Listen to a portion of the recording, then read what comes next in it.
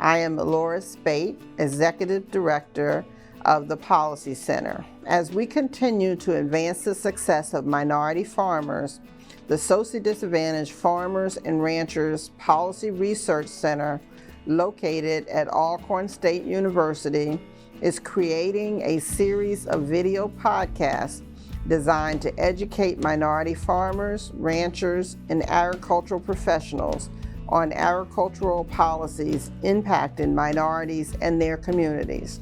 Each podcast will focus on an area of agricultural policy and its impact on minority farmers. Thank you.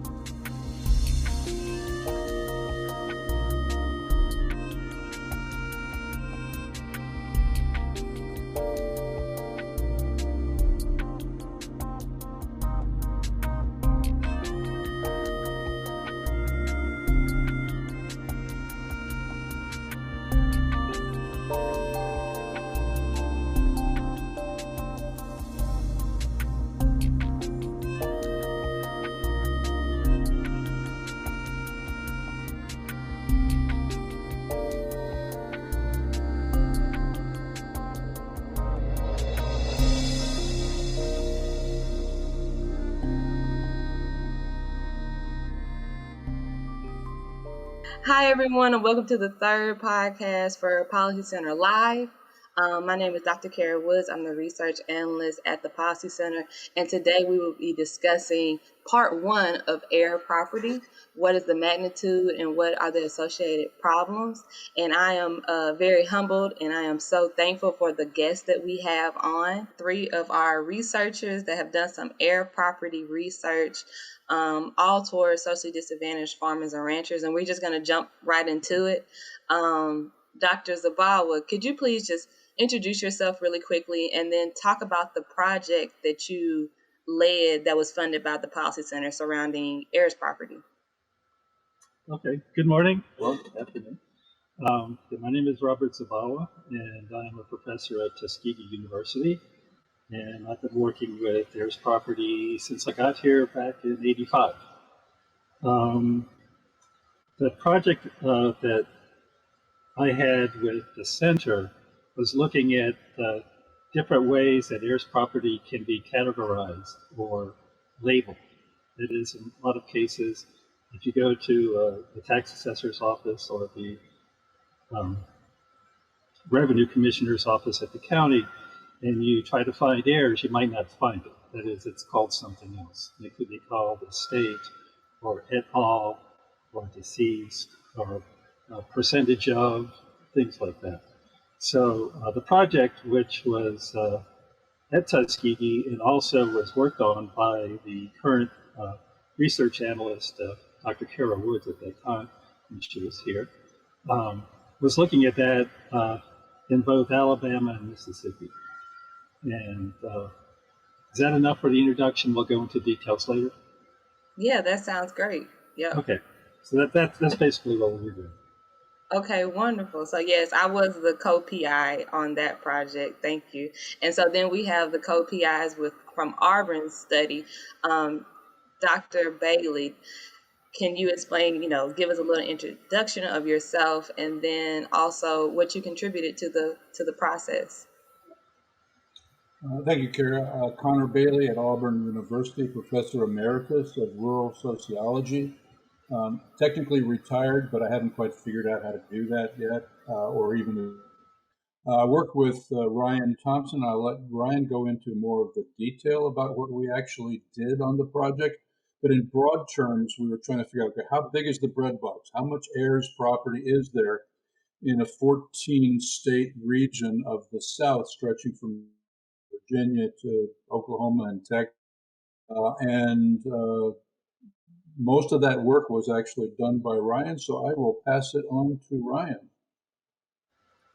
Yeah, so thank you, Connor. I'm a junior faculty here at Auburn, rural sociology, and my goal was to take others and figure out how do we identify Heir's property and then quantify it. And in the process, we tried several different measures, purchasing a federal database with Alcorn support, the CoreLogic mortgage database for the whole country, and began sifting through different combinations of indicators, strategies. Out-of-state mailing address was one we tried, for example, and kind of backed away from, but eventually arriving to 4 different measures to help us quantify how much Heirs property is in the 14 southern states. Okay, And wonderful. the answer of that is how much? Right.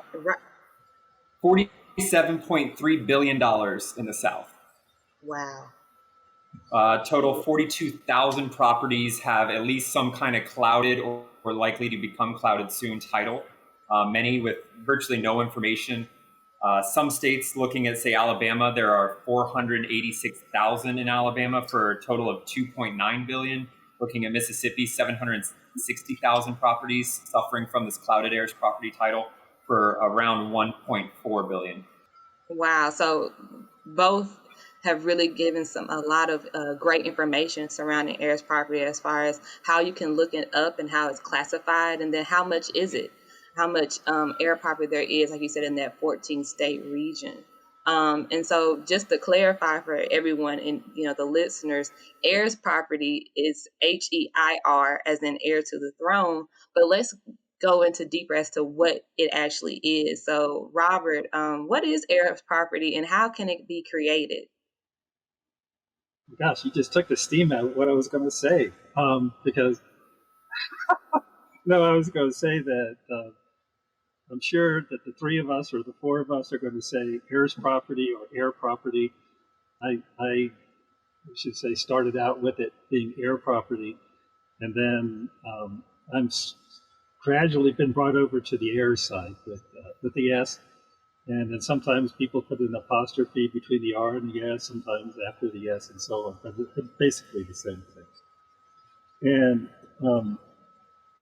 to create heirs property, okay, that is, somebody with property has to die without a will, or a will that won't be probated.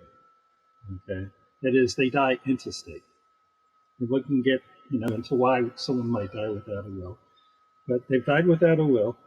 And then what happens is, based on state law, and one thing that we'll say too, or I guess I should say 2 things. One is that the information, and I do this at all presentations, is this is for information. Okay, what we're talking about is for informational purposes. This is not legal advice. I am not an attorney. I don't think Connor or Ryan are either, unless they graduated recently. But I'm not an attorney, so this is not legal advice, but information that could hopefully be useful. But what happens is, when someone dies without a will, intestate, that is, the property based on state law will go to the next generation, their heirs. Okay. Now, they don't receive, and we'll talk about this as being land, okay, because we talk about land and acres and so on, is that they don't receive acres, but they receive a fraction of the undivided interest in the total property. So, for example, let's say that a person owns 100 acres, and they have 2 kids, and they die without a will, then the 2 kids receive 50% each of that land. They don't receive 50 acres. You could think of it like that, but they don't, because any piece of that total acres, belongs to both of them 50%. So it's like, you can't divide it in that kind of acreage way, but they have that undivided interest, okay, based on their fraction in terms of the relationship that they have with the original owners. And then they're called co-tenants in common. So then we can see, as we go on down the line, if no one else, does wills, that through time, you get more and more people with this undivided interest, to the point where you could have people with a large percent interest, 50, and someone with 1% interest. But they all have the same rights to all of that land. Okay, because you can't spot that 1% or the 50%. So If I can interject here also, real quickly, not only for land, but for a house. Much of the heirs' property are homes. And so you could imagine you've got many heirs you don't get the master bedroom and I get the dining room. It's not how it works. And that's what makes Right. it so difficult to settle it, because if you want to say, I want my interest, which might be worth 5 acres, and you say, well, I want the 5 acres that has the lake, the house, and the trees, and you get everything else. And said, no, I don't think it's going to work that way, because we're dealing with family. Okay, so just to make sure that everyone has a clear understanding, heir property, when we're talking about land, is a piece of property that is family co-owned, because usually someone has died without having a probated will, and that's usually how it is created. And then that land is brought into percentages that are owned by the co-tenants. Correct. Okay. All So then right. we can So go. going to Dr. Bailey, Connor, how common is heir property in the U.S.? How I know we talked about the magnitude of it, but how common is it? Could you go further into that?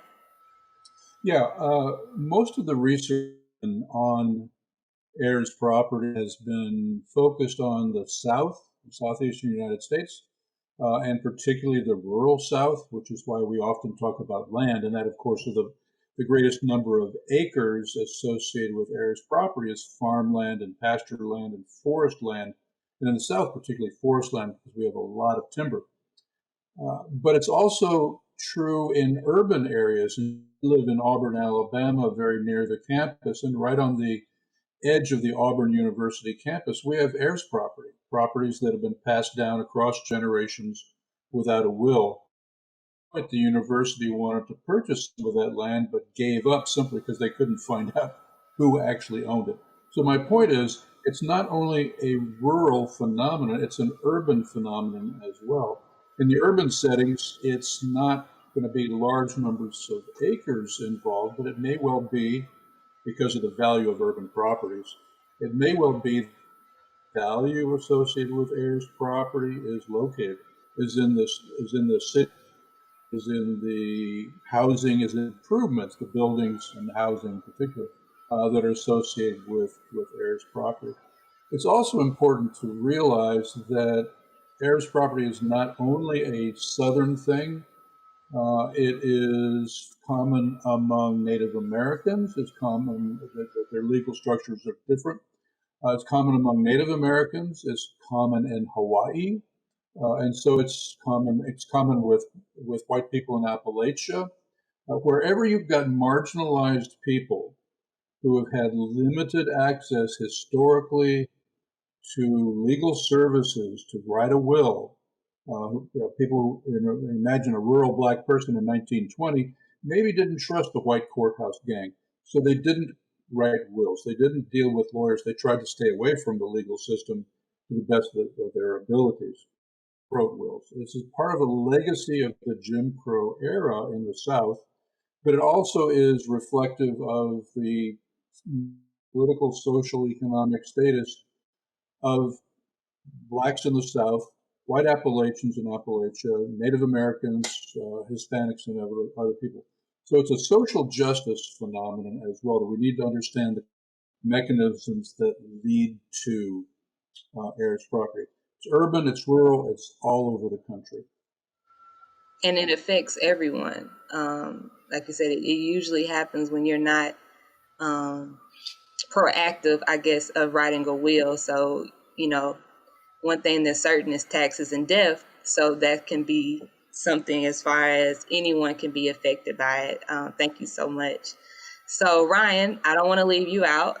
So, and Connor kind of spoke on this a little bit, and you spoke on it earlier, but the economic value of heirs property, and what does that mean as far as how does that impact the communities where heir property is present? Can you explain? Yes. So heirs property, first and foremost, impedes intergenerational wealth. It is hard to pass on wealth in land and buildings and a home. The family homestead are oftentimes many of the greatest sources of wealth a family can have. But if you can't access it because it's trapped behind a clouded title, if you can't get a loan to improve it, if you're getting constantly pointed out by FEMA for having an uninhabitable dwelling because you can't get aid to improve your structure, you're really vulnerable in so many ways to different types of threats. And that's just the devaluation side. On the other side, you're also open to forced partition sales, forced tax sales. So heirs property has historically been a tool for systematic displacement of communities and land theft. And thinking about urban areas, we do see that there are large concentrations. In our study, we were able to find a neighborhood that roughly 1 in 4 houses was under an heirs property clouded title. Wow. In a large metropolitan area. So a lot of the value there, it's a metropolitan area, so it's going to be worth a lot more money than, say, a very rural county somewhere in the South.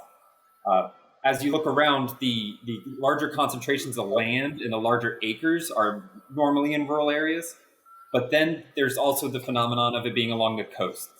So if you have a large parcel, say, within view of an inlet or kind of a backwater, that is where a lot of value is also concentrated. So looking at, say, the Gullah Geechee Sea Islands in the Low Country, stretching from North Carolina down to Florida. If you look at the Florida Gulf Coast, kind of coming all the way over to Texas, these areas are also dense concentrations of value. So urban areas, coastal areas. Gotcha. And just for a little bit of clarification, clouded title, can you explain what clouded title is, just to make sure everyone has a clear definition? Yes, so clouded title is essentially heirs property. As Robert's work's been getting at, there's many different definitions or local attorneys' approaches to identifying a clouded title. Some call it tenants in common, some call it heirs property in the tax deed. Other counties don't use that at all. But essentially, to have this title, there's uncertainty to exactly who the owner is and how much share goes to who. Right. So Can I jump it in? can get very confusing. Of course, yeah. On that? So if you want to go to a bank and get to build a house on a piece of land, if you have clear title to that piece of land, then the bank is going to say, okay, we have got collateral. That's going to be important for the bank to make a loan because we've got assurance that it'll be repaid and it closed and we've got the property. But you've got 80 people who own a piece of land. You've got it's the title is, from the perspective of a bank, clouded. Even where all these 80 people, and so the bank's going to say, no, I'm not going to give you a loan because your title here. So the idea of a clouded title is the opposite of a clear title. Clear title is what, fee simple is the legal term. Clear title is what people want to have if they're going to make you a loan. But if you don't have clear title to the land, then you can't enforce the provisions of a loan because some of those owners may say, hey, I didn't agree to this loan. So banks and other lending agencies, unless you have clear title, if your title is clouded,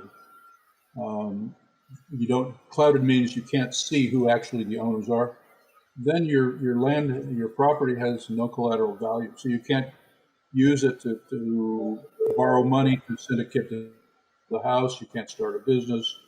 It's like Ryan was saying, you can't generate wealth. Most people in this country have is the land, the housing, that real property for its property owners, which is in the millions of acres and the billions of dollars, is what some people have called dead capital. It's a valuable resource, but it can't be used for producing anything of value. And that's why you end up with these disparities in wealth between certain populations and the larger national population. To put a point to it, white and black disparity of wealth. Right, like you said, and that goes down to generational wealth within a family, but also community and how your property taxes and how your community looks and how you can improve upon it. So thank you for that clarification. So just an overview, we have heir property, we have trouble classifying it, we have some trouble identifying it, we have trouble improving it, And so all these associated problems give a lot of magnitude to something that is in every county, in every neighborhood. Thank you for that. Robert, in your research, it was found that heirs property is classified and it doesn't have any type of uniformity to it. Is there a recommendation that you were able to push dealing with that? Okay, wow, there's a lot of stuff going on here, and this conversation is really interesting. And I wish we had people who could raise their hands and ask for questions as well. But yeah, what we were finding, again, it really, how heirs property is classified, it's dependent upon the county offices. And then even within the offices, it's dependent on who's writing it down in the land books or typing it into the computer. So that you can have, one day somebody might classify something as heirs property, but then another person on another day might have classified it as et al. How people treat the label deceased is it could be used as a permanent marker or as like a placeholder. That is, somebody in the office found out that somebody died.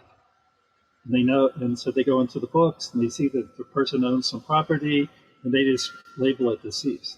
And then they don't change it back, okay? Or they're waiting for a will to be probated and it doesn't, so it sort of stays with that kind of label.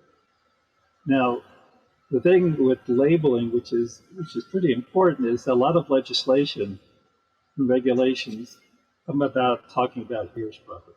And so you're looking for it, right? If something says how to deal with something, you look for what that something is.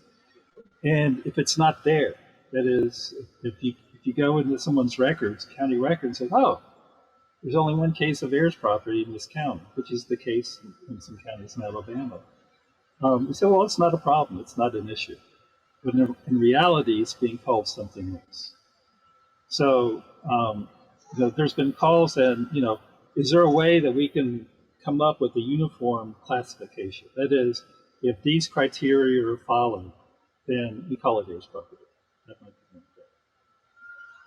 Now, one thing I just want to jump back just a little bit and pick up on what Ryan and Connor had said before.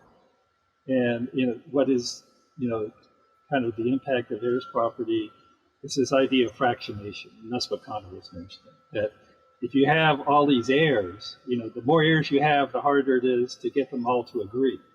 That is, if you want to get a more, or have timber harvested, technically the person harvesting the timber has to get everyone to sign off on it, all the heirs. So if you have 5 heirs, it's 5 signatures, and maybe they're close by. But if you have 20 heirs, wow, how do I get 20 signatures, right? And so what they might do is they say, well, I'll get one person to sign. We have one staff person here at Tuskegee who wanted some work on heirs property, and I was talking to them, and I said, how many heirs do you think you have, on this property? And they, for a second, not even that long, they sort of looked up, maybe 2,000. And I went, 2,000? And they went, yeah. And so then I said, okay, well, let's start. And sure enough, and we're talking about land that was bought, the first parcel was bought in the 1890s, the second parcel was bought in the 1900s, and the third parcel was bought in the teens, 19 teens. And about 150 acres or so, 175 acres. And they had this first generation, the person who bought the land, who didn't have a will, had 8 kids. And then one of those kids, the next generation had potential of 104, but the next generation over 900, and then next generation about 1,800 people. That is, obviously not everyone had the same number of children. Not everyone survived to adulthood and so on. But still, the potential for one family to, over the course of, 5 generations, to come up with 2,000 heirs is not implausible. And just being conservative, is it 1,000, 500? So that's where the real issue that that Connor and Ryan talked about, which then leaves it susceptible to, I'm sure we'll talk, being taken away through partition sales and tax sales and so on. That's amazing to think about, and it's also amazing to think about the value culturally of that piece of land for that family, to say that they technically still have it in their family from 1890, and just how important that land can be, and yet it's still susceptible to, like you said, being taken away or being forgotten about for a couple of years, and then the family no longer owns it. Just to pick on you a little bit more, Robert, we've explained how heirs property can also be classified as estate or at all or deceased. Has there been any findings as far as property value wise, if heir has any difference in a property value versus if it was classified as estate in a property value? I guess technically, again, this is research-wise, not legally wise, but in many cases, again, at the county level, when someone dies without a will, and the person in charge of writing down, putting this stuff down on the books, will start listing the names of kids. In many cases, they have a restriction to 3 names. We can't put down more than 3 names. And so instead of putting down 3 names or dot, dot, dot, they'll put down the first name and put it all. Okay. And then that, along with other kinds of indicators, will show that it is his heir property. So, the actual label doesn't dictate per se the value. It's the fact that it has clouded title is what impacts. And again, this gets tricky, because if you have a piece of heirs property and an identical piece of titled property, they can be assessed the same. I mean, there's nothing different about them. The county might come out there and do that. But that was saying that, well, if I have 10 acres, it have clear title, I can go to the bank, I can put a house on it, a barn on it, I can put a lake on it, and then boom, that's where, that's the value of that land. I was able to use it as collateral. And now, instead of a $10,000 piece of land with the house and the barn and the lake, it's now assessed at over $100,000. So now they have this nice little, bundle of assets, and then the county gets to get that bundle and put more taxes on it, to go to roads, bridges, teachers, and so on. Whereas the heir property person, it's worth $10,000. And then maybe I decide I'm not going to look at it, I'm not going to take care of it, it's going to be scrubbed and overgrown, and then it may be assessed at a lower value. So that's the real, difference in this that we're looking at. Connor, Ryan? No, I was going to say that's true. And so what you end up with, when you have pockets, hot areas, where you have concentrated numbers of parcels that are heirs property, which you will find in sort of, I'll call it neighborhoods, that has an effect on the municipal tax and the county property tax, which affects everybody, road, bridges, public health, everything else, school systems that municipal and county governments operate. You'll find houses that are allowed to deteriorate over time because you've got so many heirs, and who's going to put $20,000 into fixing the roof and replacing the windows and things like that? And people just walk away, and the property becomes derelict.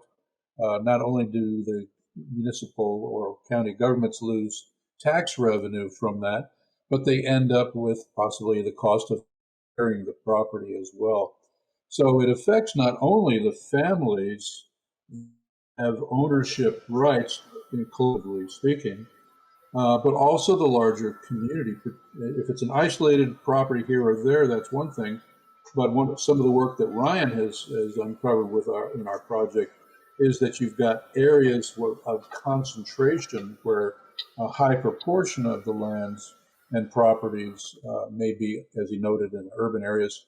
Some are urban areas are heirs property. So you have blight, urban municipal blight, as a feature of heirs property as well.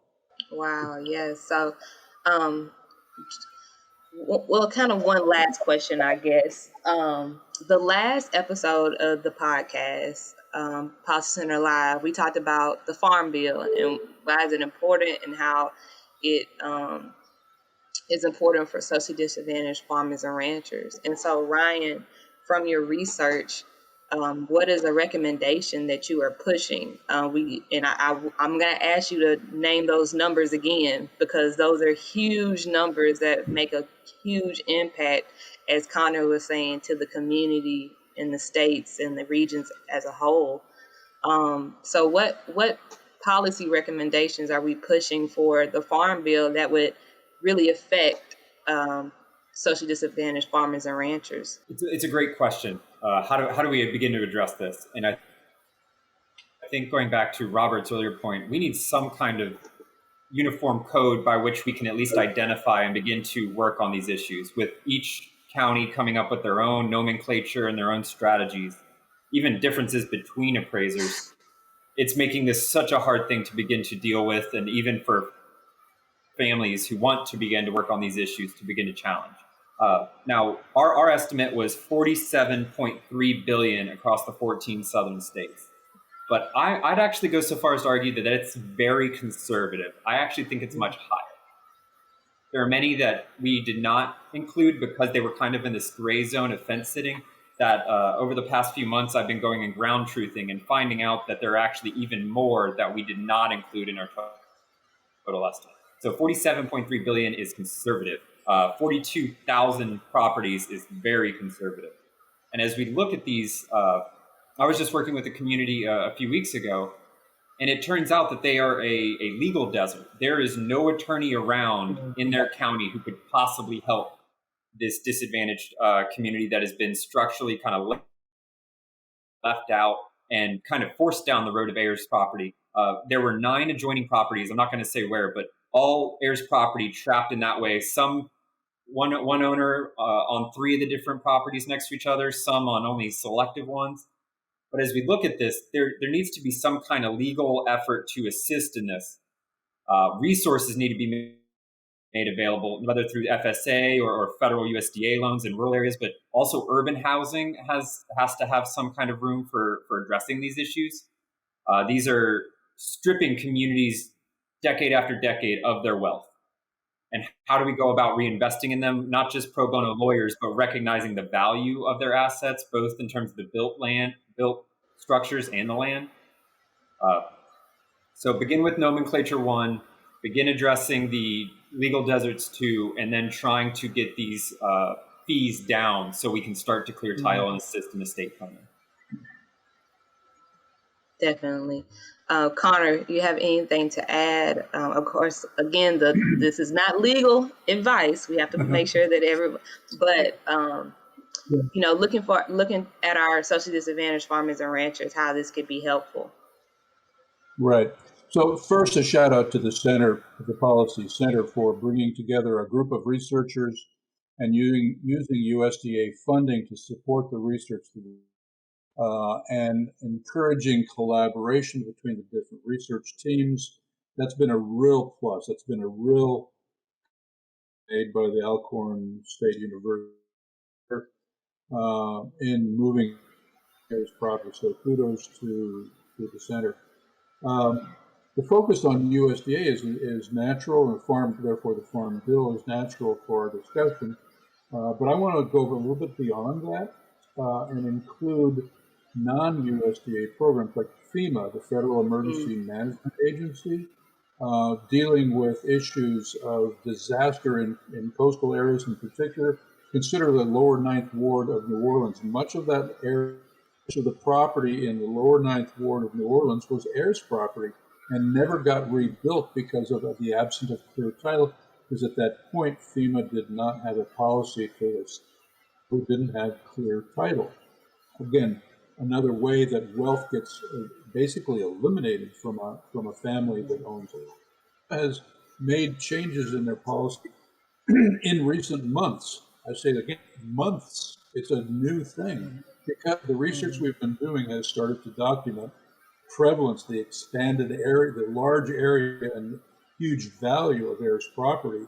So federal agencies, not only USDA, but FEMA and HUD, Housing and Urban Development, are starting to pay attention as well.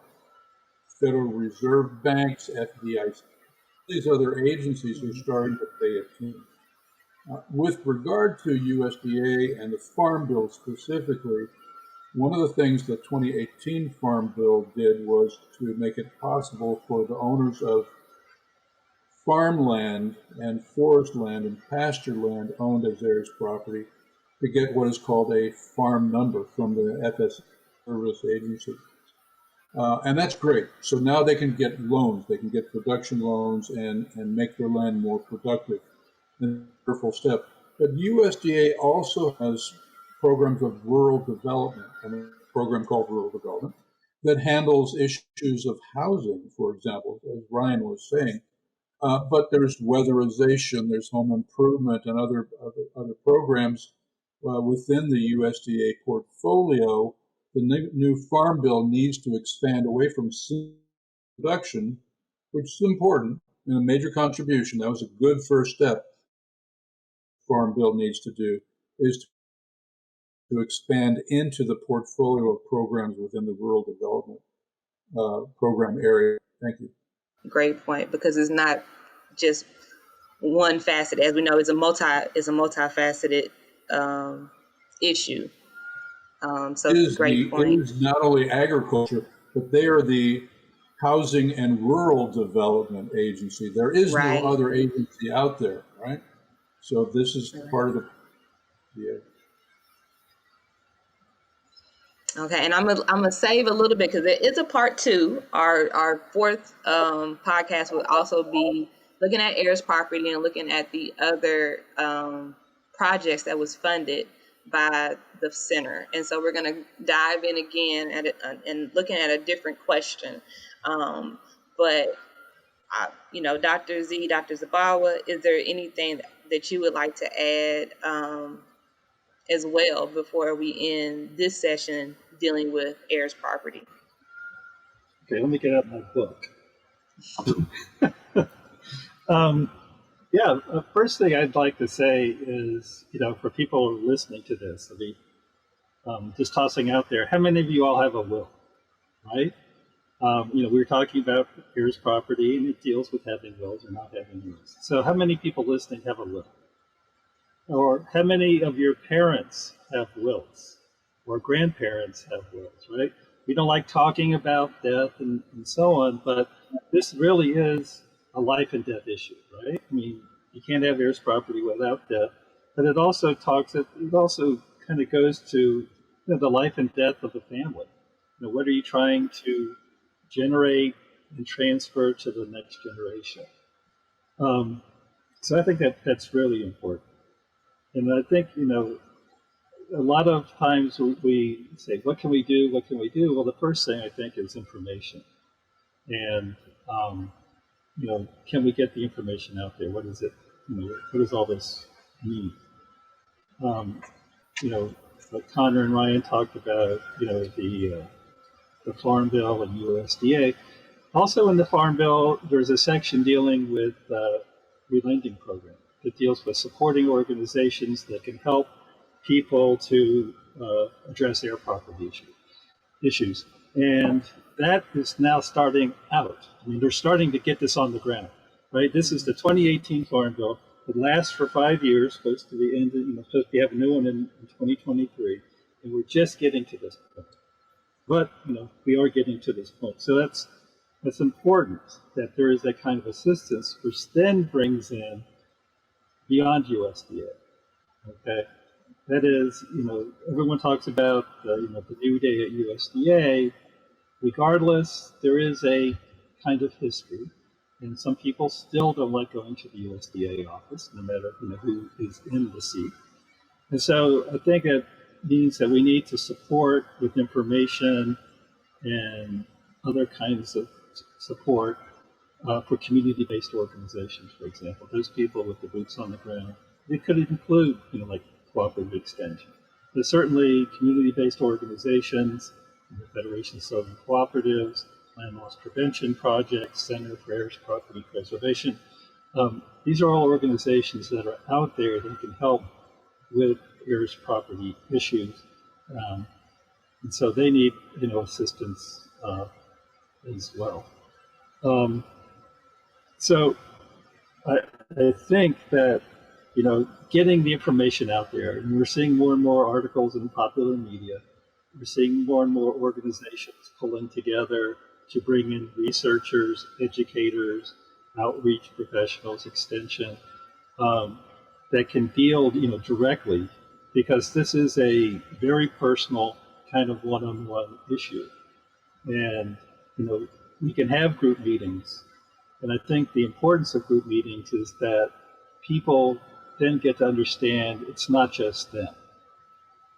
It's like, it's not my, gosh, for some reason I'm a bad person or I'm ignorant or I don't, I should have done this. Well, no. I mean, people without wills or, university professors, politicians, everybody.